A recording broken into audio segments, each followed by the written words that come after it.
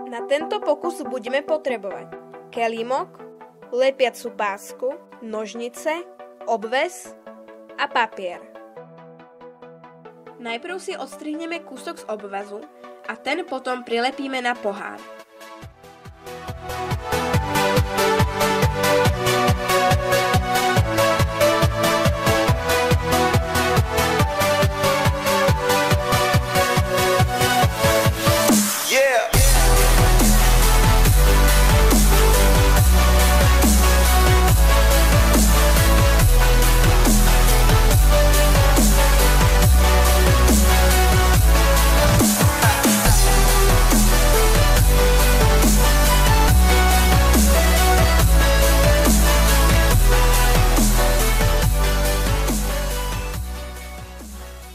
Teraz napustíme do pohára vodu a kolmo priložíme papier.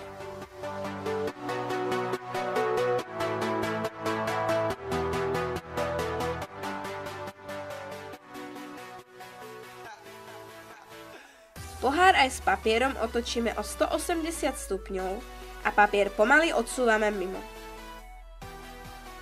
Ako vidíte, voda netečie. Je to preto, že nastáva jav známy pod názvom povrchové napätie.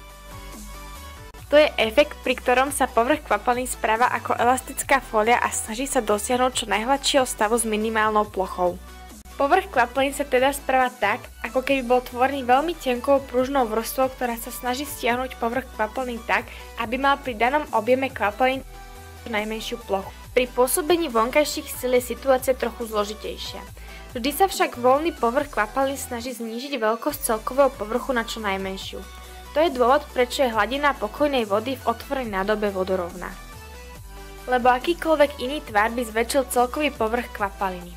Ak sú vonkajšie sily veľmi malé oproti silám povrchového napätia, bude sa kvapalina snažiť vytvoriť približne guľový tvar.